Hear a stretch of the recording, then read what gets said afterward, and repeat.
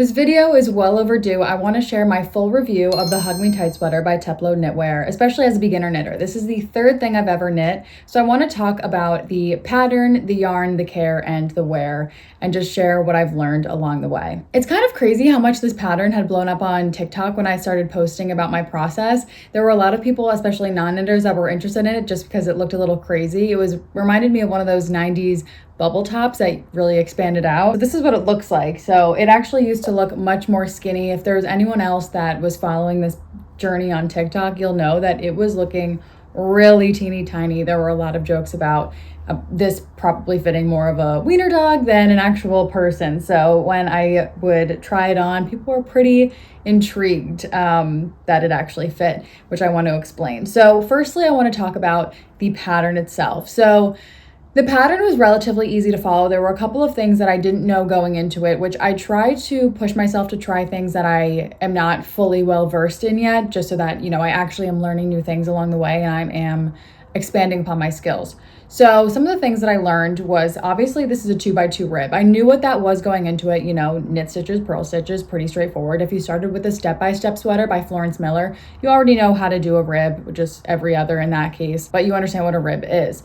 What I didn't know going into this project was how to do 2x2 rib increase so that we can see that separation out into the sleeves there. When I started making it, I definitely had to restart a couple of times to try to get the hang of it. But yeah, learning how to do purl increases was something new to me and something that didn't really click initially, especially with the pattern, the way that it was written in terms of doing these increases. It almost was written in a way that you're only doing 4 increases each round until you separate out until the sleeves and keep going on the body. I made the mistake of thinking that it was only 4 when you actually have to do 8 increases in total.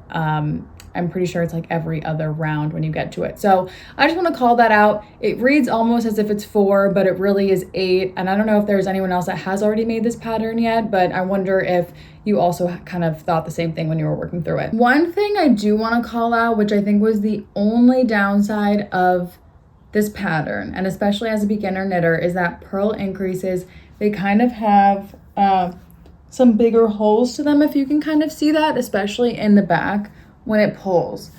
To me, it doesn't really bother me because it does give that hand knit look as opposed to it being like store-bought manufactured. And I don't really know if there's a way to not do that. So if there's anyone that knows if there's like a different way to go about purl increases to reduce the size of those holes, would love to learn from you.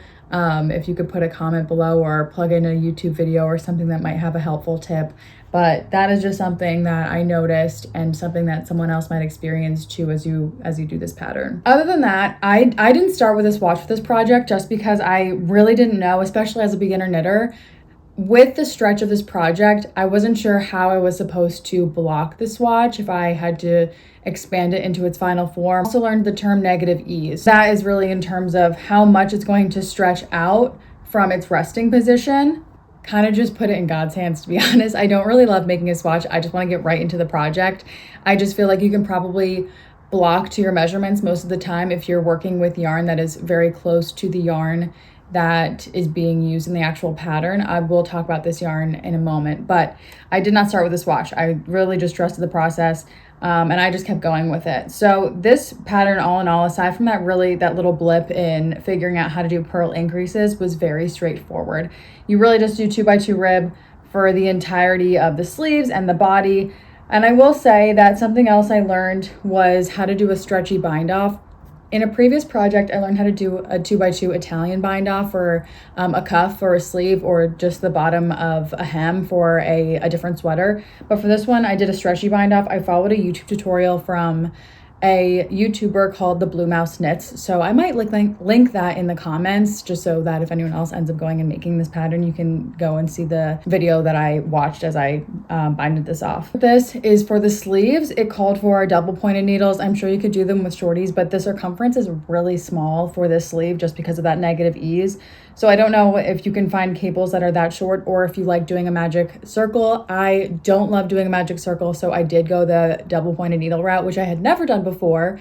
And you have to get the hang of it. It was something, it obviously, it was fine. I figured it out. So I wouldn't discourage anyone from using double pointed needles. I think it's a great skill to learn. You can then learn how to do socks and the sort. So I would just say jump right into it. Like I said, I did use a fingering weight yarn, which is very thin. This is knit on 2.5 millimeter needles. So it took quite a while. I'm sure other people could do it more quickly than I, but of course with a full-time job and everything else, I'm sure there are people out there with kids. Like, it takes a long time to do. So this took me all in all about 2.5 months or so to make. But I love how this turned out. Overall, a great pattern, and I can't wait to make more. I honestly think I might want to do a short sleeve version, but there is another pattern that is like an armored top from a different pattern designer, but I believe it's also 2x2 rib that I think I might do at some point in my knitting queue.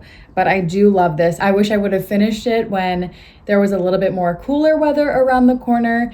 And right now we're obviously getting into the warmer weather of spring into summer. So hopefully I'll be able to wear this more on cooler summer nights. But that brings me to the yarn. I think maybe I should put it on, shouldn't I?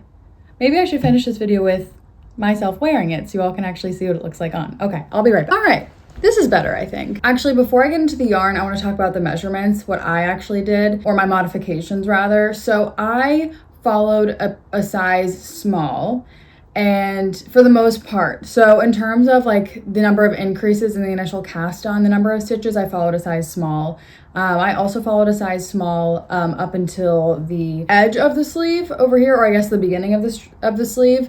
I do wish there was a little bit more room in the armpit, but I feel like it's kind of like a thong. Like, you kind of forget that it's there. You feel it initially when you put it on, but then you just like forget that it's there as you keep wearing it.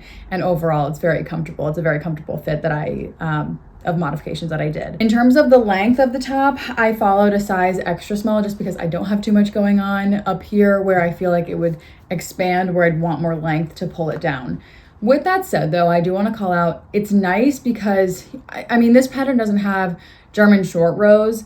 The length of the front is the same as the length of the back. So you can actually wear this either front or back ways. Like, I honestly don't even know which direction I put this shirt on when I initially put it on. All right, I want to just stand up and also show the fit of this top. Hopefully you can see my full body, but you know, I was just sitting down. You could probably only see from here up. So anyways, this is the length of the top.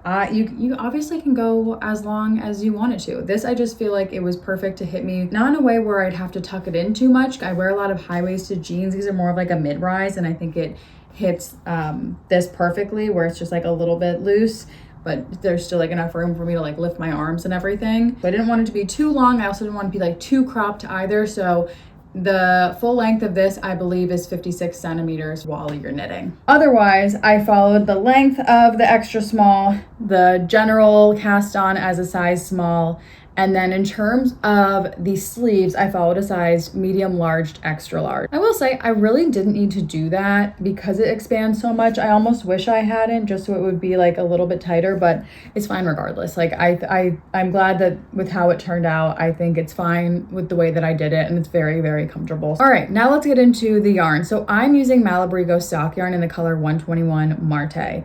They have just beautiful, beautiful colorways on there. I just want to make like that armored top probably in another malabrigo sock yarn, but I just don't know what color yet because it kind of depends on the season that I want to wear it in or when I make it, but there's just so many beautiful options. However, it's not the yarn that was used for the pattern initially, but it worked out perfectly. And like I said, I didn't do a swatch, but everything worked out exactly. Like I did the same number of stitches. I did the same number of centimeters in terms of rows, and it worked out perfectly. So this was a really good alternative if you are looking to use a different yarn than what was used in the project. I forget what the exact yarn was that she used, but it just didn't have that many color options, and I wasn't loving the colors that it had. Each of the balls of yarn are just slightly different, so I could know which sleeve is on which arm. I could really tell that way, but this one is a little bit darker than this one, which is much more brighter and red. Also, there were two different balls of yarn used for the body. So this one was the one I started with, and then you can see it basically restarts here with a new ball of yarn, and this one has a little bit more of the orangey tones. For me personally, it literally doesn't bother me at all. I find it to be really cool. I actually love that there's a little bit of variety going on here, and I just think it makes it so unique that no two tops are going to be the same like this.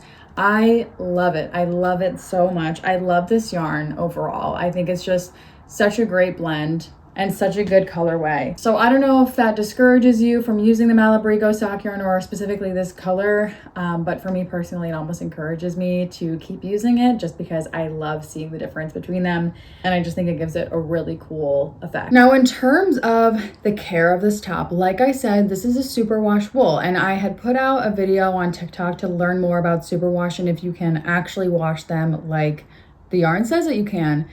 And I got a lot of really great feedback. There were some people that still said, no, I just still choose to hand wash it. There were some people that were like, yeah, just put it in a garment bag. Or there were some people like, lay it flat to dry, or that they said that their sleeves and stuff expanded out. So here is what happened for me. I was one of the people that I put it into a garment bag, I put it on a delicate cycle, and I still used a wool detergent. And then when I would put it in the dryer, it was good on high heat.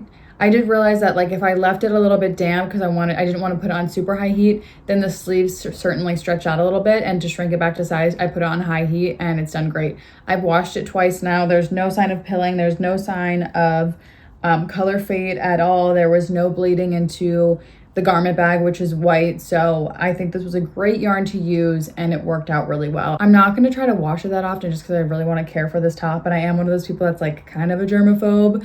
Especially with it being in the armpits, you know, like, I don't really want to go too long without washing it, but it is something I'm going to be cognizant of and not try to do too much. But overall, would I do this pattern again? Absolutely, but maybe give me a year. It took me 2.5 months to do. This is the third thing I've ever knit. There's a lot of different patterns that I have in my queue, and I do want to make more versions of this. But I need to try some other things first. Again, this is only a 2x2 rib. I haven't done cables yet. I haven't done color work yet. So there's a lot of other things that I want to learn first before I come back to this top. But I think it's amazing. I wish I could wear it all the time. I plan on sharing so many more videos and outfits of this top styled. If there's any questions that you have about this pattern that I didn't answer, feel free to drop a comment and I will be sure to comment back. If you want to also see any of my journey, feel free to go check out my TikTok. It is ashbrooks_stitchbook. Anyways, thanks for watching. I'll catch you in the next one. And yeah, let me know if you plan on making this. Happy knitting!